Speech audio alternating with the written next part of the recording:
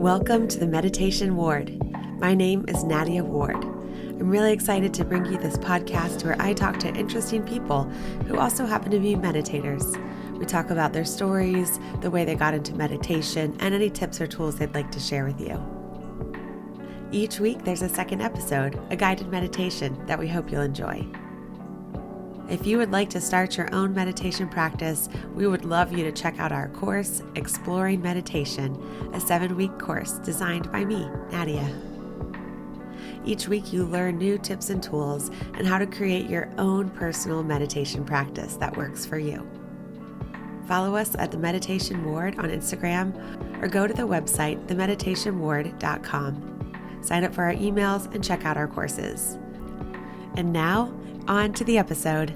Hi, everybody. Welcome to the Meditation Ward. I'm Nadia, and today I am stoked to have Shannon Torrence on the episode. She is a deeply empathic psychic medium. She's a voice actor and a Reiki practitioner who hosts the podcast Magic is Real, whose focus is near-death experiences and other spiritual transformative experiences. It is a really awesome podcast, so definitely check it out. And she's a music booking agent. There's really nothing you can't do, Thanks. Shannon. Thank you so much, Natty. I'm so happy to be here. We are friends, and I'm happy about that. We met in Richmond, and I met you because I called you and I had no friends, and I wanted to join your yoga group and your meetup, and you were so welcoming and kind, and I'm so happy that we met. I know Yeah, that we are part of the same soul family, and I'm excited that you asked me to be on your podcast, which is also wonderful. thank you. Yeah, we talked, you called me about house music yoga, and then That's we right. talked for like 25 minutes. And then I was like, yo, just come to the yoga studio on me and we're having lunch. That's why you're the best. We've been friends ever since. Yes, Even though now you live in Prescott, Arizona, we're still in touch and I'm in Nashville. So, that's right. yeah. Yes. How's Arizona? Arizona is absolutely beautiful. I always thought that I didn't like Arizona, but I had never been to the high desert, and it is beautiful in the mountains. So if you think of Arizona as flat and super, super hot, you'd be right. But then there's also 6,000 feet up the mountain. It's actually green and lush, and we're in monsoon season right now. So we have rain and thunderstorms, and it's just absolutely dreamy. Yeah, Yeah. cool.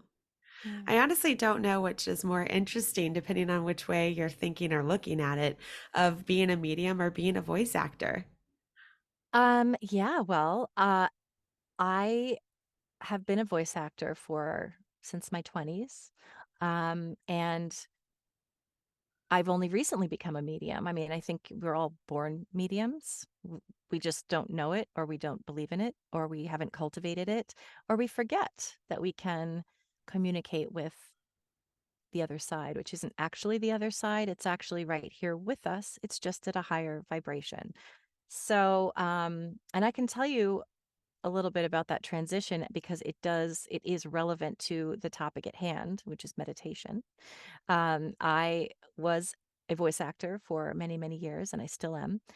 And Can you tell us how about, you got, can you tell us yeah, how you got into voice acting? Because, like, I yeah, feel like it's a dream job. When people hear that, they're like, oh, cool. It's like you get to be at home doing cool stuff, making some cash by just like being behind the scenes. So nobody even knows who you are when you go out exactly. A and you're lot of making a full times, living. yeah, a lot of times when I say I'm a voice actor, people don't even know what that means. They're like, what is that? And so I started studying voiceover, which is doing like animation voices, video games, commercials, e-learning, YouTube explainer videos, and that sort of thing. So I started about 25 years ago studying. I was working a job that I liked. I didn't hate, but it was a definite office space type of job. And I was taking, and I was definitely I was working for a shipping supplies company and taking inbound calls all day and taking orders by phone. But it was a very clock in, clock out kind of thing. And I really was not able to use my creativity in any way, but I didn't know what I wanted to do. So one day I was in the break room at the shipping supplies company and I saw an article for voiceover school. And I don't even remember why I cut it out. I just was like, that sounds like it might be fun as an outlet. I got home, I was Yeah, living you're with my also parents. probably voice acting the whole time you were doing that job.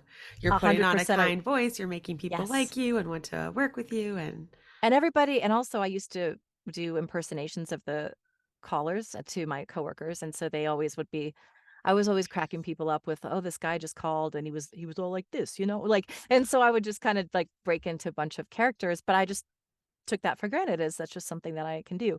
And so I got home, I was living with my parents at the time, and my mom said, "Oh, hey, I just saw this thing in the paper today. I thought it might interest you." And it was the same article, and she cut it out as well. And so oh, I talked to my parents about it, and my dad said, "Listen, we sent your sister to grad school, and you didn't go to grad school. So if you'd like me to pay for this, I'll send you to acting school." So that's what I did I kept my job and just kept studying. And then I had a demo made, and then I moved up to LA and went to some networking group meetings, and then got an agent. And then from bam, bam, there, bam. bam, bam, bam. And, Yeah, and then, it can be a very hard journey for a lot of people, but I guess it was one yeah, that for you me, were it meant to have. wasn't. Yeah. For me, it started out I was one of those lucky people that sort of just had someone say, "Oh, I like your demo. Let me get you in with this agent," and it happened to be one of the best agents in LA, and so I just started working out of the gate really fast, which was and I didn't even really know what I was doing. I mean, I was really new to it, but it went really well, and, Until then until dot, until dot, dot. there, so about 4 years ago, I developed SIBO, which is small intestinal bacterial overgrowth, only I didn't know what it was. And what that does is it causes reflux, which causes vocal spasms, vocal cord dysfunction, because the acid is burning your vocal cords. And because I was misdiagnosed and they just kept giving me PPIs, which are antacids, the problem got worse and worse and worse. And so before you know it, my vocal cords were in a spastic condition. So I couldn't even talk because vocal cords, if anyone is looking at this on film, you air this on YouTube as well? Um, Um, yeah, some of them. okay. Well, vocal cords are supposed to, if anyone's looking, it's like a wave. They're supposed to gently touch each other in a wave formation kind of thing. And but mine were not closing. So air was just coming through my vocal cords and there was no control over like them closing. So when you don't have any so here okay, like this, because there's no way to control it. So in a panicked attempt to try to continue to work, I would force them close, which then led to muscle tension dysphonia. And muscle tension dysphonia is when the muscles rewire in the wrong way, because you're overcompensating for a deficit in the muscles. And so before you know it, your whole throat is locked up and you can't speak. So this went on for years, and I had to stop working in voiceover. And I got a vocal coach. And my vocal coach is very spiritual. And she said, and I said, "How do I get this back? How do we train myself back?" And she said, "Well, I'm not going to give you a time frame." And I know why now, because it's taken 4 years, I mean, to get my voice really back. And she didn't want to discourage me. But what she said is, "I want you to focus on your nervous system, because muscle tension dysphonia is also a mind body syndrome. It's also a panic attack. It's a panic disorder. It's actually classified along with PTSD and fibromyalgia as a stress disorder. So for me, it then became panic. Every time I would get behind the mic, my throat would close up and I couldn't talk because the anxiety was so severe of what if my voice doesn't work. And so it becomes like your brain, your neural pathways change. And every time you go in the booth or go to speak, your brain's like, "Oh, we're going to panic again because we can't do this." And so then And this is your everything freezes up. livelihood. This And is your it's my livelihood. lively, yes. And then it puts the pressure of, if I can't do this, I can't make money, and then I'm going to starve and I'm going to get evicted. And so you tell yourself the story subconsciously that this is life or death. And Yeah. then you can't perform. So um, my vocal coach, told me, she's like, "The main thing here is we have to calm your nervous system. And I want you to read The Power of Now. I want you to meditate. I want you to do yoga. Stop all the exercises, like the vocal exercises, that's not the thing.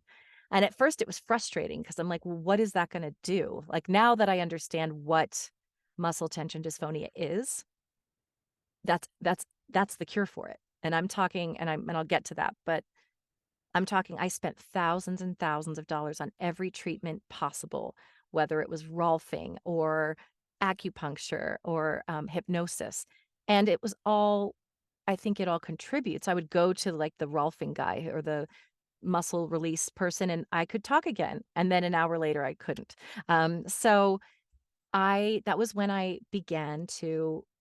finally had to let go. I was like, I can't do voiceover. And it was then the pandemic hit.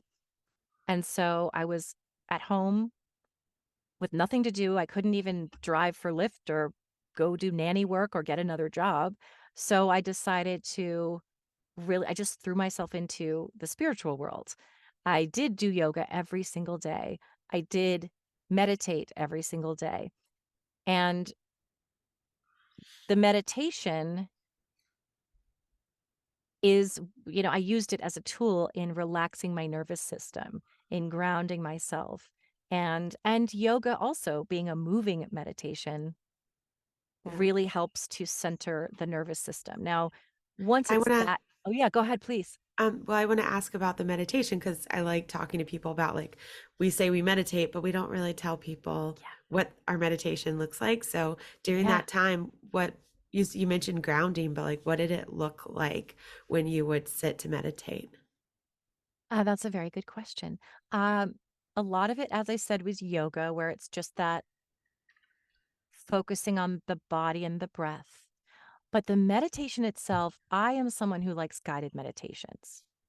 I now do transcendental meditation, but at the time, what I was really doing was a lot of honestly just YouTube videos of centering, releasing anxiety, whatever I was feeling that day, whether it was like I want to open my third eye, or whether I wanted to relax my nervous system or let go of worries or whatever it was. I like that voice guiding me through it so that I can release control, and I'm giving it over to that voice and just following the prompts and just following along with that. I think is for me, I still really enjoy guided meditations. Yeah. Um, It can be hard to still your mind on your own, especially if you're new to it, at least in my experience. yeah. Um, I want to backtrack for a second because I personally know you, so I know that you didn't speak as a child for a really long Yeah. time. And then this happened again, Yep. and when you couldn't speak as a child. Can you tell us about your journey of not speaking as a child? Because it's Yeah. kind of interesting that when you couldn't speak, that is what brought you into meditation and connecting to a different like level of the planet or the cosmic world. And by the way, I'm wearing an out of this world shirt for I you today. just noticed that it's so cute. Um, Yeah.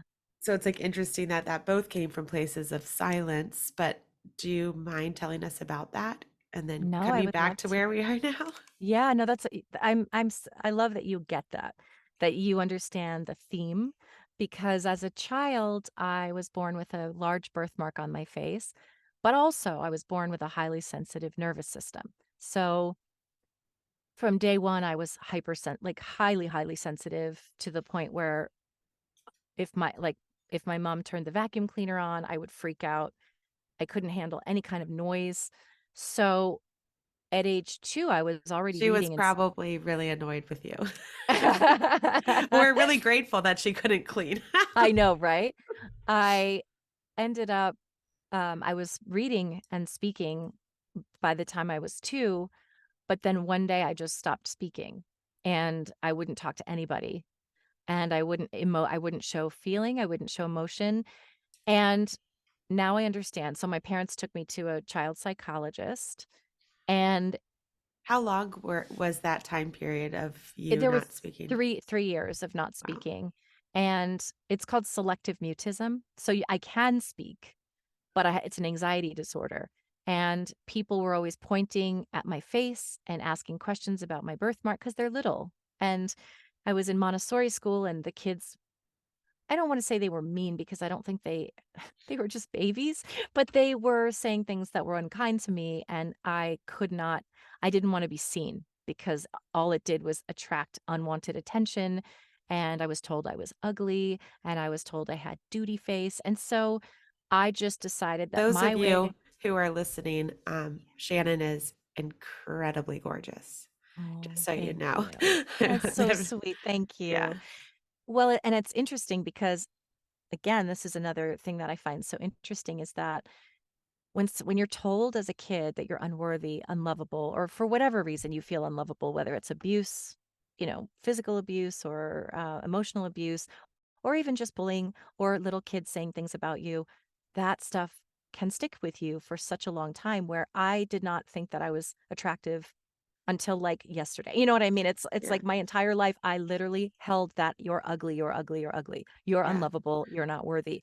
And so Meanwhile, when we're children, they tell us sticks and stones will break our bones and words will never hurt me. And it's actually your bones will heal, but the imprint that the words can leave in you can last forever, especially if you aren't doing the work to help realize the difference. But yeah, it's kind of you backwards. are correct about that's beautiful, Nadia. It's so true. And yeah, so I stopped speaking and I was in therapy, and the therapist thought that I might be autistic because I wasn't speaking, but I was highly intelligent and I had a super high IQ, and yet I was non-emotive. I was non-emotive and didn't make eye contact, not because I was on the spectrum, but because it was my way of shutting everybody out because it was too scary to be seen because I was met with criticism. And then I also just felt so sensitive and overwhelmed by other people's judgments. I still do, but I've done a lot of work around that now. So then the fact that later in life I lost my voice again, it is not lost on me. I know that there's a theme here, and I say I'm writing a book. Let's just say I've written 8 pages in like a year, but I know that this is something that I'm called to do. And because there is this theme of being voiceless, not only not s- also not speaking up for myself, having difficulty with difficult conversations and confrontation and assertiveness, but also literally physically losing my voice, which feels very karmic when you really look at the theme of it all. I'm a voice actor. So how ironic is the kid who didn't speak is now a voice actor, but then she loses her voice just as she's suddenly thriving in our industry. So I started to, and the thing is, I had done voiceover for like 15, 20 years until I really started to make like really good money doing it. And it was like an everyday thing, and I was in demand and I was doing really well. And then I lost my voice. And so it was devastating because I had struggled financially. I had struggled to find my purpose. I had been working all these dead end day jobs. Even when I had some voiceover jobs, I still had to have a day job. But then by the time I was making six figures and had the stability, that's when my voice went again.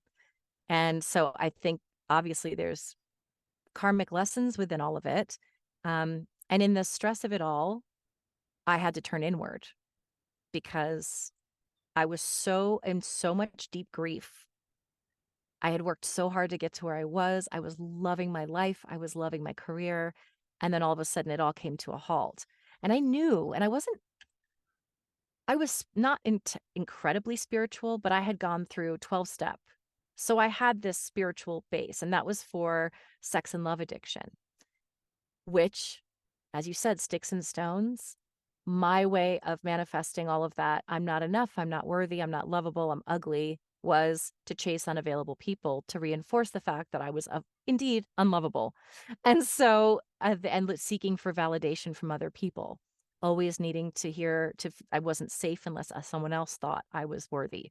I wasn't safe unless I was dating somebody attractive or so that it would validate that I'm attractive. It was like I didn't have my own base. And I also struggle with severe anxiety to this day. Um, I manage it much better now, but there was all this stuff happening.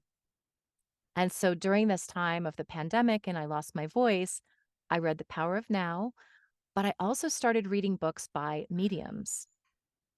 What were you going to ask? I was just going to say Eckhart Tolle, if people don't know the book, he is the author. Will you tell people, Yes. you've mentioned the power now a couple times, will you tell Yeah. people what it's Yeah. about? People that read it multiple times and get obsessed with it. So I'd Yeah. love for you to share it. Yeah. And again, I'm not, he says it so well, but in a nutshell, it's really true that if we're in the present, if we're in the now, so here I am, present in the now, there's nothing wrong right now. I have breath, I have life, I have my health, I do. I can breathe, I'm fed, I just had breakfast, I'm sitting with a lovely friend, and the temperature feels good, I can feel the air on my skin. I'm present with, I feel peaceful, I'm hydrated. I have everything I need in this moment. If I start to think about what happened yesterday or what's going, oh, okay, I'm right now, I'm fine, but oh my God, I have this bill to pay tomorrow and I don't have enough money to pay that bill. If you're living in the past and you're living in the future, you're in a constant state of stress. You're worrying about the past. What could I have done differently? Oh, why did I say that embarrassing thing? Or I was really hurt in the past and I'm still holding on to that. It's somebody said something that was hurtful. You're in a constant state of mental turmoil because you're living in the past and rehashing the past. And you're also focusing on the future that hasn't even happened yet. So focusing on the now and presence can bring us back to peace. So that's kind of the essence of it, is being present in the now. And that's what yoga is too, being present in the now. It's when you're focusing on your movement and your breath, you can be worrying about the future at the same time, but you keep bringing your consciousness back to now. Right now, I'm focusing on balancing. I'm focusing on my posture. I'm focusing on easy breathing. And that's why we feel so wonderful when we get out of yoga. It's just this peaceful feeling of endorphins and centeredness. And in that moment, you're just present. It's the same for meditation. Now, meditation can be, your head can be chattering away while you're meditating. And there's no right or wrong way to do that. My transcendental meditation teacher is like, chatter's part of it. Let the chatter happen. Just let it be. Repeat your mantra, repeat it, but it's not actually what his idea is, that it's not what people think. A lot of people who meditate say, uh, the point is to stop thinking. Like the point is repeat the mantra to, nope, stop thinking, stop thinking, stop thinking. No, he's like, no, it's bring it back, but let the chatter happen. If you have Yeah. thoughts, let them happen. Sometimes the way I say it is like, you know, you have a brain and it's created to think, and it's really good at its job, and we Yeah, should be grateful for that. So what I do a lot of times is I say thank you, not now, because it's not always in service. Like when we're going to the future, we're going to the past, that's not always like in service of us. So I just say thank you, not now, to come back to whatever I am, I because love that. there's no point in getting angry at your brain for being awesome, Yes. That's right? so true. And sometimes those thoughts are information that maybe when we're busy, we don't hear those thoughts. And so we don't know it's there. Yeah. Sometimes we need to pay Sometimes you go in a attention. yeah, sometimes you go in a little rabbit hole before you even realize that your brain has gone there, and that's also okay. You needed to go down that rabbit hole. Yes, exactly. Yeah. Yes. So you And came to a meditation and yoga practice to help yeah, heal so you could speak again. yes. And um and I'll tell you, and yeah, and I'll and from that, actually, as I said, yoga, meditation, and not having work. And I started reading books by mediums. I always was really interested in mediums. I always was interested in the Long Island Medium and Yeah. John Edward and all of those, and Tyler Henry, Hollywood Medium. I Yep. would watch them. I actually bought all of the seasons of Long Island Medium to watch on Amazon because I loved it. And I always thought, wouldn't that be such a great thing to be able to do? I wish I had that gift, but I did not know until I read the Long Island Medium's book. John Holland is a well-known medium. And Suzanne Giesman also is one of my favorite Yeah. mediums. They And all I'd wrote like books. to tell Yeah. everyone that Shannon has actually done a reading for me. So I can personally attest to her being a really talented and Oh, intuitive thank person. you. Yeah. So her website will be in the show notes. So if anybody is interested in having like their self read or connecting with anyone, that I can truly stand by Oh, what she thank does. you. Yeah. Thank you. I really appreciate that, Nadia. Yeah, I read in these books, all of them said we're all mediums. And most of them said I didn't wake up with this gift. Some people do. Some people from birth see spirit right in front of their face all the time. Some Yeah. people see Like the lights or hear. Tyler guy. Yes. And I didn't have that. I was very, very sensitive. And I now, looking back, remember some things that I think I was experiencing spirit, but didn't know it. I was just little. I remember seeing a man walk down the driveway with a top hat and a cane and a long trench coat, walking all the way down the driveway. And just, my parents said I kept talking about somebody called No Man all the time. And I think that might have been him. I don't know, but it was probably a spirit just trying to connect with me. And I would freak out because I didn't know who that guy was. But I didn't, I had no knowledge that I had this ability. I just knew that I was really sensitive. So at that point, I learned from these books that you can train to be a medium because we all have a sixth sense. It's part of our anatomy. It's part of our senses. It's not supernatural. It's not paranormal. It's natural and normal. It's how we know when someone's creeping up behind us, even if they don't make a sound. And that's because, from an evolutionary standpoint, we need to have those senses to be able to detect. Why are cats and dogs sensitive to earthquakes coming? How would they know? Because they have a sixth sense. And so I learned that we can develop that sixth sense. I just got chills. So I feel like Yeah. spirit just like walked into the room. Yeah. It's kind of When I, like just like an innate knowing. it is an innate knowing, and that we all have it, but we often don't trust it, don't listen to it, or don't believe in it, or we think that's just silly. So I started to, I to put it all on credit cards. I signed up to take a class with a celebrity medium who had her own show. I'll just name her because she's not, I'm not allowed to say she endorses me because she doesn't one way or the other, but her name's Monica the Medium. She's an amazing teacher. She's very young and so gifted. And I had studied with some other mediums as well.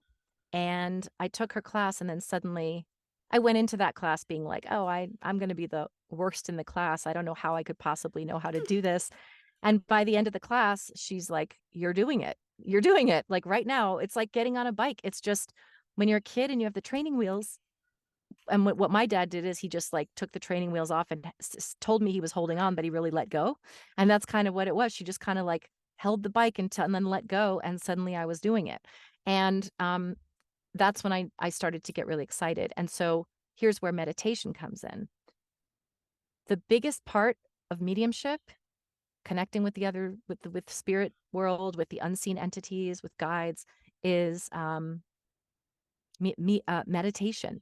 Meditation every single day. Granted, I'm sure I didn't do it every single day, but it had to be a daily practice. And I'll tell you why. In order to be able to know when spirit comes in the room, like I just felt it, and I don't know who it is or why, but it could just be support from guides as I talk about this and share, you have to understand what your own energy feels like first before you can tell when another spirit joins you. Because if you don't know your own energy well enough,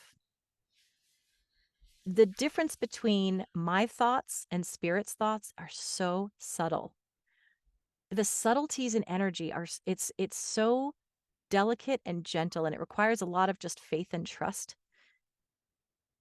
It's so subtle that you really need to know how you feel, how your soul feels.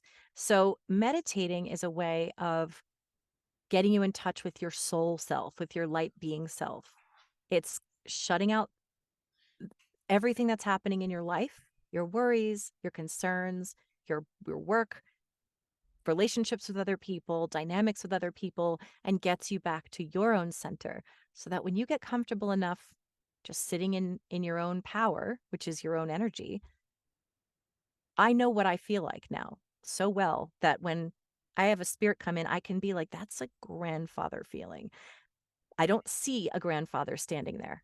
I feel it's I feel the relationship between a grandfather and if I'm with my client, I can feel that this is more of a grandfatherly relationship. So sometimes when I'm reading, I'll say, this is a mother figure. It doesn't mean it's actually your mom, but it feels like you have that kind of mom relationship. So it could be grandmother, it could be mother in law, it could be a mentor that feels like a mom. And the only way I know is it's this very subtle energy that I'm like, I just feel it and I know it's not mine. And I'll give you an example like, yesterday or 2 days ago, I did a reading and I was saying, I was with this guy's uncle. Now, the uncle was from Israel. The guy was from Israel. His whole family was from Israel. And then I was sitting there and all of a sudden I said, I see a Canadian leaf and I see the Canadian flag. And he said, well, he had moved to Canada. That's where I visited him and that's where he passed. Well, I know I don't think about like, there's no reason why that thought did not come from me. I could feel that it wasn't my own thought. First of all, because it came out of I have no reference. I mean, haven't seen a Canadian flag. I haven't thought about it. And it's similar even just with their energy coming in. That's not from me.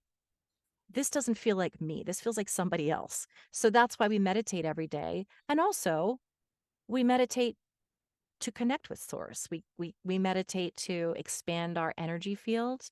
And the biggest thing I'll say, and then you can, I'm sure you have a question, but about connecting with the unseen world is intention.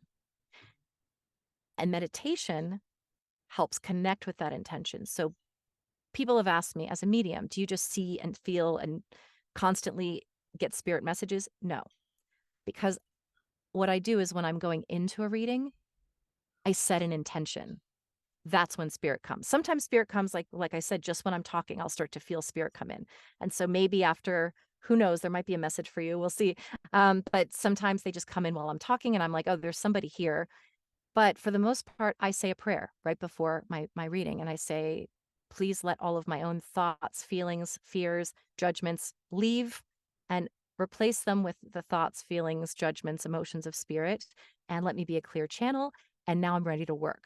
And that's when I start to feel things and tune into what I'm seeing. Because Yeah. otherwise, if we were tuning in all the time, we'd be completely overwhelmed and we wouldn't be able to be present in Yeah. this world.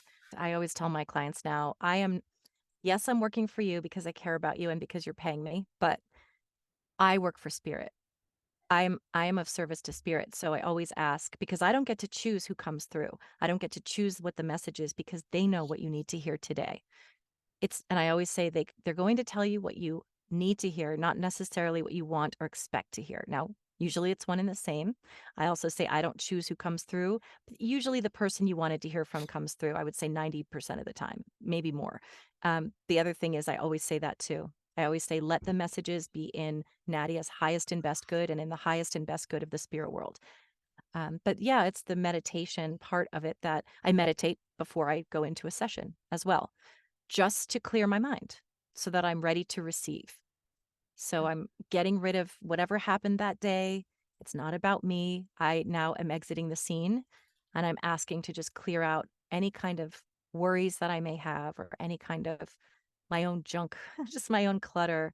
And I Yeah. want it to leave so that I can be wholly in service to spirit. And of course, as a human being, I care so much about my clients as an empath that I'm sitting there crying with them when when they're crying, I'm crying and that's really what means a lot to me is the connection. But my job is to bring this person peace and to help spirit deliver messages to them. Yeah. I have a question about your meditation back when you were taking the course, and that being a part of the daily practice was pretty important. And it was to start to know what your own energy feels like so that Yeah. you could feel a different energy. Um, how, because a lot of people were trying to slow down our mind and have moments of peace and connect to our intuition. What does it look like or feel like to start to understand and connect with your own energy? Because that's a little bit more. Yeah. That's a Um, really good question. I think as humans, we identify so much with our bodies and what we do for work and how we look, how we feel in our bodies, whether we're, the color of our skin, our attitudes, our religion, whatever it is, like our perceptions, how we were raised. There's all this identifying with this external stuff when really we're all one being and light. We have differences in the way our life experiences, our cultures, our religions, our, ethnicities. But at the end of the day, we're all exactly the same stuff. We're all the same balls of light with different costumes on and different lessons that we've come here to learn.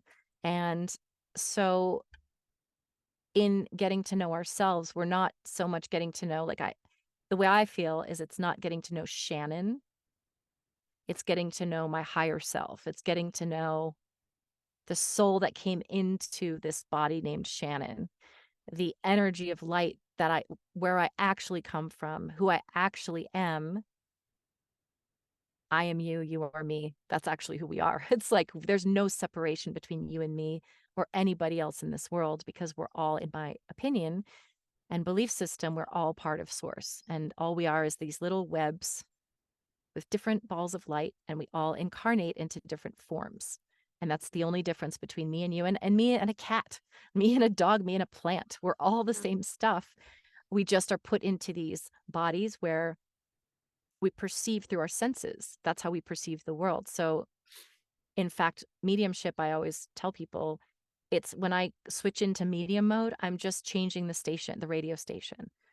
All I'm doing is I'm talking to you, Nadia, and we're talking as friends. And then all of a sudden, when I want to tune into like your family members, I just say, all right, switching my awareness to the other realm. So getting to Be, know be yourself. careful when you say switch right now because they might pop Right, in right. right as Because you then they're say. like, "Hello," right? I know, and if they do, I love it. I love it when they do anyway. It makes me. Some people are like, "This must be so draining." I'm like, "Oh no, it's so uplifting." I think I do sleep a really long time after readings. Like I get tired, but not in a way that's draining. It's like restful. Yeah. So to answer your question, it is when I say getting to know who you are, I mean your actual soul. What does it feel like? And there's no way to even explain what it feels Okay. like. That was my next question. Like, do Yeah, you explain, like, yeah, I guess when you it's a sit to feeling. meditate, you have an intention perhaps to get to Yeah. know and feel your energy. Yes, that's correct. And so that's what it's about is it's something that's wordless to me. I can't say, "Oh, my soul feels like yellow," or "My soul feels peaceful." It's like the unnameable because it's just a feeling. And as you meditate repeatedly and you do it every day, mediums are trained that we should be doing that every day if we ideally, so that we constantly stay in touch with our energy. Just what does it Yeah. feel like? Yeah. And then that way I can tell when a different energy is around, or I Yeah. can distinguish. It does make sense to me personally because I have noticed when something feels different and it's around in my meditations pretty Yeah. much only. And it's not like I was trying to feel my energy versus another energy. I just Yeah. became quiet enough that I knew the difference in a Yep. way. Exactly. It's so simple. So simple that it actually feels confusing. And look, and I also tell my clients, I'm only going to be probably 80% right. So I always say, if you tell me something doesn't resonate, don't worry about it. I might be wrong. Usually in a reading, it's because they don't know the information or not don't remember it. Because I would say almost every person I read writes to me the next day or the day after and says, I just remembered and now I know what it means, or my mom verified this, or I didn't know it, but this was actually something that happened in our family. But the other thing is, I say it may be wrong because as much as I do meditate as often as I can, and I do sit with spirit and myself and my own soul, sometimes it is hard to tell. Is that my thought or did that come from spirit? It's kind of it's sometimes very difficult to tell, and so I just tell them everything. I just say, "Look, I'm gonna tell you every single thing that comes into my head, and so I know when it's right, but I don't always know when it's wrong." So, but that's why it's an ever evolving process and why we're always evolving as mediums. We're never perfect. There's a great medium who recently passed, Mavis Patilla. She was one of the most famous mediums in the world. And she said, if you're any medium who's 75% accurate is like one of the best there is. And so it always makes me feel better too. But that's because we're only human. So we are Yeah. still processing things through our six senses, and sometimes it's just a thought, a remnant. Sometimes it's just a little. Maybe I was looking at Instagram and saw too many cat videos that day, and I'm like, "Is there a cat here?" And they're like, "Nope." Okay, that's probably because I was just looking at cats on Instagram or whatever. So, but for the most part, that's how we keep getting better. And I know in my practice, I've gotten better and better and better. And I think of readings I did 2 years ago. I was like, oh man, I had so much more to learn, and there was so much. Now I see how I was thinking and not feeling into that information. Like I Yeah. would look at someone and try to be impartial, but then I think human judgments would come in. Like this person looks like they'd have a brother, or this person looks like they probably grew up around this area. But now I just find mediumship easy because I've learned to simply receive the information and I don't have to do anything. So I used to get stage fright beforehand. And now I'm like, there's nothing to be afraid of. All I'm doing is literally letting spirit show me things, and all I'm doing is telling you what I see. And I don't have to actually do anything. It's counterintuitive. All the other work we do in this world practically is like we have to do something, we have to try. And with mediumship, you don't try. It's less try and it's all trust. It's a big trust fall. Yeah. And it's not worrying about my ego. What if I'm wrong? Well, if you're wrong, you're wrong. Who cares? It's just a matter of jumping off the cliff and just knowing that spirit will catch you. And they always do. Yeah. Uh, Question. Question time. So, Yeah. as far as now you're like pretty skilled at connecting, it sounds like mostly with other people's guides and Yeah. family. And do you take the time, or do your personal guides show themselves to you in your own time or when you're meditating? Or has this other practice become so strong that it's harder to feel your own guidance? That's a really good question. For me, it is harder to feel my own guidance because I don't know for sure if it's coming from me or from spirit because I can't be objective about my own stuff. So, But and also, that's why your spirit that you talked about before is yeah, a higher guide. yeah, it is. And yet it's easier for me than it used to be. I mean, I still sometimes sit and I'll say, guides, what do you want me to know today? And then I have to resist the urge for my own brain to come up with an answer to that. So that's why I think it's a little harder for me. And but I do tend to know right away what they want to say because it's like, I already know. I already know what I need to change in my life. I already know. And that's because they're always there. We always know if we're honest with ourselves and we sit down and we're like, what do you want me to know today? I already know exactly what I need, what shit I need to get together. I know what things are not in my highest and best good or what things I could be doing more of or but for the most part, I have tried to receive messages from my own loved ones in spirit and it can be tricky, but I'll tell you there are times when I'm like, no, I know that that was that person. So I lost a friend and I was hiking one day and I was out in the rocks. I was visiting Arizona before I lived here. And I said to him, I just want to see your soul. I want to see what your spirit, like really see it. And he goes, and I heard his voice say, "You're looking at it, dum dum." He used to call his friends dum dum, but it happened. Like I heard it so fast, and I heard it in his voice. And the reason we often can't tell is like, did I make that up because I know his voice and I know what he would say, or did he actually just say that to me? But I was looking at this beautiful nature. I was out in the middle of the rocks by myself hiking, and what he made me feel and said to me was, I'm in every tree. I'm in the wind. I'm in the sky. I'm part of everything and everything is part of me. And that's what he meant. You're looking at it, dum dum. This is my soul because I am part of everything. And yeah, and I just got chills. So I knew it was him. I knew it was him. It felt it just because it didn't quite come from me. So that's kind of how I determine. It's like, it's harder to read yourself because you know your loved one so well. And so you could hear your dad's voice saying something. You'd be like, "Oh, he would probably say this." You could just Mm. almost hear what he would say. But Actually, the that's day I realized that I couldn't remember my dad's voice was a very devastating day because I was 11. So like being able to right. remember to actually hear his voice is like I can't, but I can Right. still hear things he would say or feel him Yeah. there, but it's just not a voice because I can't You can't remember actually it. But hear. that Yeah. was like a really sad realization.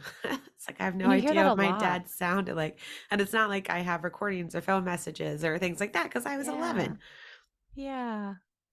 I know, that's so sad. You hear that a lot when you do forget that day. And maybe I wonder if that makes it easier for you to pick up on his energy now because you don't have that bias. Do you feel him giving you information or comforting you or sending you messages? Yeah, I'll have moments now where it's like he's just hanging out with me, Yeah. where it's like the TV on his birthday went in and out of it never did that, but it was like in and out of fuzzy like twice. And my Yeah. boyfriend was over and it was his birthday and I was like, "Oh, that's just my dad." And so of course he's like, "Oh, okay." Now he gets it because it happens sometimes. So he's like, Yeah. "All right." But we just got up and I poured him a beer and said happy birthday and we all Oh, took a sip of it and I brought it to the TV and set it on the a little table next to us so he could be there and hang out. And there was another time when I was like driving home from work and we sang American Pie at my brother's wedding for like him because he loved that kind of music. And the radio went in and out from what it was on to American Pie. And I went up a channel and down a channel and it wasn't there. But it went that's in and so out of it cool. like three times. And I was like, oh, hi. Hi, Dad. Because So spirit can communicate very well through electricity. yeah. It's because their energy. And so Yeah, and that is there's so more common. instances of that, and it's always him, but, Yeah. that's always been a hardship in my life. So, Yeah. I think he's just reminding me, like, "I didn't leave you." Yeah, 100%, and no doubt Yeah, about it, and I'm glad that you know that. Doesn't make the grief easier, but it does at least you know they're not just gone forever and they right. don't exist anymore. It's And not, it wasn't personal because when you're a kid, it's like, "Oh, you left me," you know? Yeah. It's not personal. It's normal to feel angry. That's part of it. Yeah, So yeah, that's why I love the work I do because I'm very well aware that it doesn't stop the pain. It doesn't you're going to be in grief for the rest of your life. And it will just change. You'll learn to live alongside of it. But it really means a lot to me to be able to bring hope to people that you will, first of all, be in the same form again. And also, he's already here witnessing every single thing in your life. And it doesn't mean that you don't crave the touch or the sharing or needing his advice or wanting to just talk or all of those things. Or it doesn't ever get easier. But what it does, I think, at least for me, make me feel like it's not as scary. Like death isn't as I'm not scared of death at all anymore. I love my life and I don't want to leave, but I know that when I die, I'll actually be extremely excited because yeah, my podcast, I interview near death experiencers who have been to the other side and they all say they didn't want to leave once they got there because once you detach from this life, that's where you realize is your real home. That's your true home. And this is just visiting and this is just us experiencing things and they'll always say that's the reality and this is the dream. So, and that's why my favorite quote, which I am going to get tattooed on my body, is life is but a dream, where yes, it's real, it's important, connections matter, grief is real, but it also is just a dream. yeah. And it's You kind could of like, get, like, a little stream going behind it because you row your yes, boat gently down the stream. just row your boat gently down the stream. It doesn't mean you're not going to hurt. Life is painful. Life is hard. I mean, as much as I preach all this peace, love, and, you know, not happiness, but content, peace, and love. I have the worst anxiety. I mean, I have horrible, horrible anxiety and have to be medicated, but it does help so much to have that sense of this is just a dream. We're just floating through it. We have to experience this in order Yeah, for our souls to evolve. And so at least I can make better peace with it. It doesn't mean I always succeed, but it does help to row the boat with less effort. yeah. So I'm really glad that you mentioned medication and Yeah. meditation, because people that have had trauma or do have this kind of anxiety and these underlying issues, um, medication and working with the doctor as well as meditation can go well together. But Yeah. meditation isn't a cure all.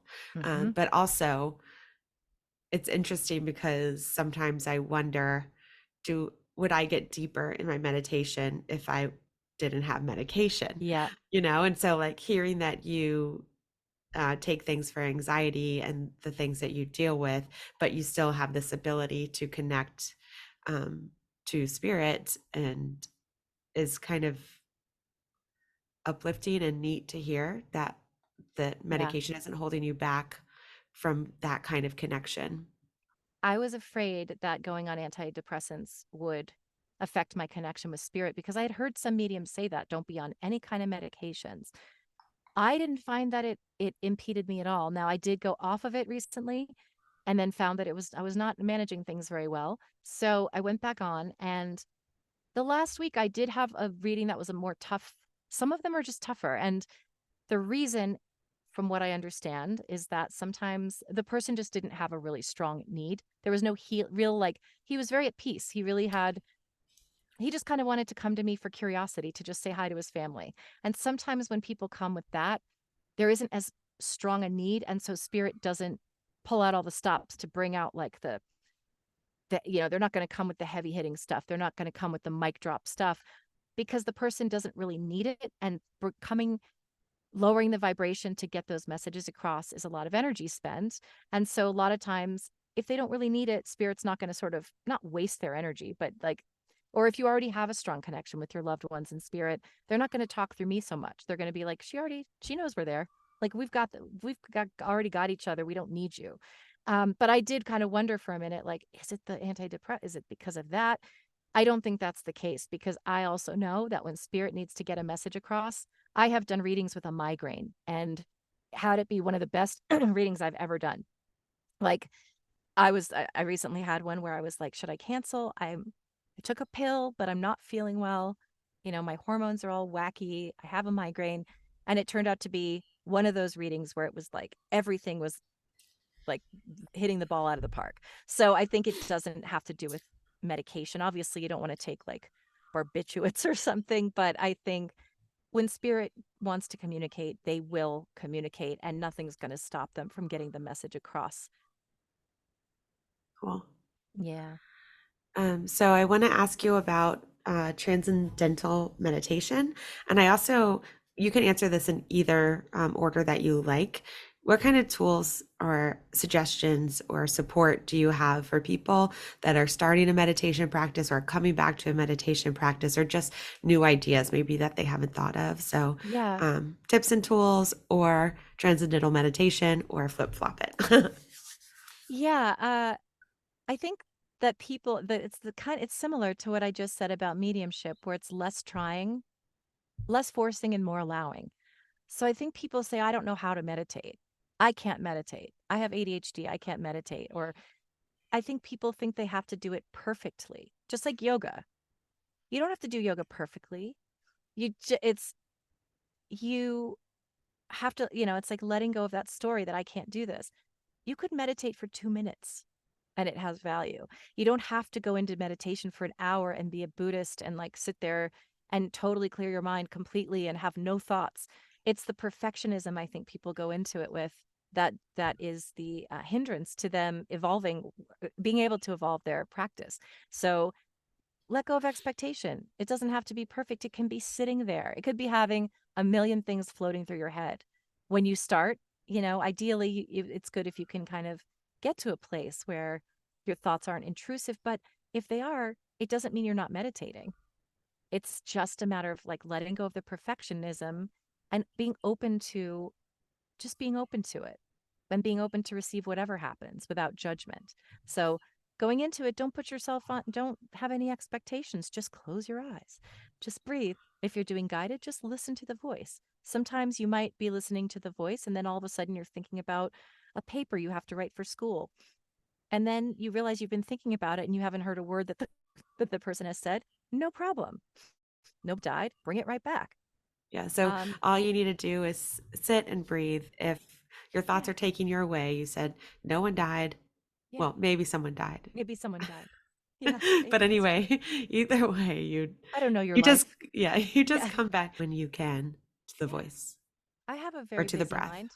Yeah, I have a very busy mind, and it's okay. It's still effective. Um, and then transcendental meditation was the second part of that question. Um, so with transcendental, as I said, I really like guided, but you're given a mantra. It's a word. It's a word that doesn't mean anything. Because if a word means something, then you're going to attach a meaning to it, and then you might have some kind of an idea attached to it or some kind of thoughts attached to it. So it's a made up word, and it's really just being, Is it a word like crockpot or yeah, yeah, yeah. It's a word like that's something that you like don't use? it's like I'm just gonna make one. It's like a ling or something. A ling, Oh, like someone like and I don't know a ton about it, but I just know, your teacher gives you this word so that it's not something that came from you. They just assign you a word, and your word might be meringue, and that's it for the rest of your life, whatever. And so then you sit in silence, and you sit comfortably, and you repeat, let's say it's meringue. You say meringue, meringue. You can say it out loud at first. You can say it in your head. You can say it slow or fast. And you just kind of on a loop say the word. No particular speed, just meringue, meringue. And you just say it in any way you want. And then after a few minutes, you just let the word go. And then you just sit and you just let whatever happens happen. And as I said, my teacher, his name is Kelvin Chin. He just says, let whatever happens happen. Don't fight thoughts. Don't push them away. Don't do anything. Just literally let whatever happens happen. What I really appreciate about that is it's made it easier for me. I used to get very antsy, as we all do. Look at it. If you're in a line at the DMV, is everybody not looking at their phone? Because we're so accustomed to be able to, we're bored, we can just look at our phone while we're waiting. I've been practicing. Don't look at your phone. Just meditate. You don't have to close your eyes when you're in the DMV line, but just meditate. Or when I'm in a waiting room in the doctor's office, I literally just sit and meditate. And I was at the chiropractor recently, and I saw this woman sitting there with her hands up, and she was meditating in her place. And I was so happy to see her doing that. We were just waiting, and she was very openly just in meditation. And I thought, how beautiful. And she was Indian. And I think that's such a big part of Indian culture that it's ingrained. It's something they're taught from birth. And it is a way of, who wants to wait in a waiting room for 45 minutes? But if you just sit in your presence, it can be a time to decompress, a time to relax, a time to touch base with yourself. I'm not judging because I'm addicted to my phone as much as anyone, but instead of scrolling through Instagram, just sit, just be at peace, just repeat your mantra in your mind. And I found that it's really helped calm my nervous system, because when the more we're looking at all of this stuff, and I know this is partly my anxiety, why I have anxiety, is the constant information, emails, text messages, um, all the things we're consuming. It's just nonstop barrage of information and stimulus. Well, if we're highly sensitive, especially, that's going to stir up your nervous system. It might even, I get muscle tension dysphonia flare ups still. Sometimes, some days I can't work because I still have random panic attacks. It's a fight. My body goes into fight or flight, even when nothing's wrong. And this kind of just helps. And it's just because there's so much stimulation all the time until your nervous system gets overworked, over stimulated. I could be excited and get muscle tension dysphonia flare up. Something really good can happen, and I'm like, yay, this is exciting. Oh, there goes my nervous system's all tense now because I got stimulated. And that's how sensitive I am. It's really just about letting the process happen and being in your own presence. And you can bring the mantra back, you can let it go, you can bring it back, you can let it go, and it really does help. So I also, yeah, what is the point or the difference of yeah, transcendental meditation as opposed to a different style? You're trying to transcend yeah, human. yeah, I like, yeah, I don't want to. I'm not like an expert on it. That's how I look at it is you're transcending. I mean, everyone might have a different interpretation, but I feel like it's transcending the human. Not that there's anything wrong with our humanness, but it's just taking time out from that humanness and yeah, like transcending it and being zen no matter what's happening around you. No Yeah. matter everyone has stressors in their day and in their life all the time. And there are always horrible things to worry about. It's just taking that moment to be present and know that in this moment, all is well. No matter what's happening, I'm transcending it. I'm transcending it. And it's not to say that transcending has this implication of superiority, which is not meant to be implied in that. It's just it's not that, oh, I'm transcending all of this, I'm above this. It's just kind of taking yourself out of it for your own mental wellness, to get in touch with your spirit, to be able to look. My belief and understanding is that we're here literally to love. That's it. We're here to love one another. We're here to learn how to love despite difficult circumstances. We are here to learn how to give love. Some people never learn it. But the point is that we are meant to be here to love, show love, be love. And it's really difficult to be love when we're under stress and we're feeling anger. And I have to tell you, I'm a really, really loving person, but I just had a cross-country move, went off my Prozac, and ended up with such severe adrenal exhaustion that I was having panic attacks. And guess what that caused? Anger, irritability. I was screaming at people. I mean, not screaming at people I love, but screaming at companies, who, normally I would be really angry, but I wouldn't like curse at them. I was having a really frustrating time and I was getting really angry a lot. And when you're angry, it's really hard to be love. And it's okay to feel anger. Anger's healthy processing. It's just what you do with it. So I know when I'm anxious and stressed, I get angry, irritable, short-tempered. That isn't the person that I'm not putting my best foot forward in the world. I also want to stress too that those feelings aren't bad. They're part of the human experience. You don't want to spiritually bypass hard feelings. Feelings are information. But I think it is important to also take ourselves out of this human for just periods of time, and even just during the day, because it's very overwhelming. There's a lot to be stressed about. There's a lot of pain in the world. And I think it can just help us to get back in touch with who we really are, remember where we come from, who we are, what we're here for. And of course, somebody dies, you have every right to be angry and sad and feel grief and pain and anger. And you don't have to be all peace and love. But why not? It can't hurt to add those elements into your life whenever possible. Yeah. Probably can also be angry and still be love. Yeah, absolutely. Yeah. Yeah. Just kind of helps to lead with love more. And also, but more importantly, you got to love yourself first before you can give love. And so self-care, it's just taking care of yourself. Yeah. What is the meditation that you'd like to lead us all in after this episode? Thank you. The meditation I'm going to lead you through is a sitting in the power meditation, which is, again, and I'm going to tell you this, that's important. Sitting in the power while you're in this meditation, this is not about connecting with spirit world or trying to receive information from spirit guides or loved ones in spirit. This is just simply about feeling your own energy and being present with that energy. So it's feeling that energy so that when you do make an attempt to connect with your loved ones in spirit, you'll be able to feel them more strongly. Awesome. Well, I'm really excited. I hope you guys all stick around for the meditation.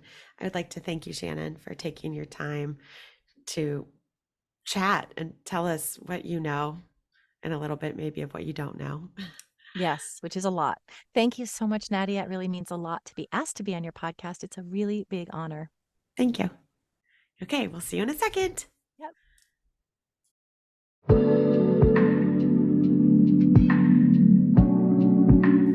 Thank you guys for listening. We hope you stick around for the meditation on the next episode.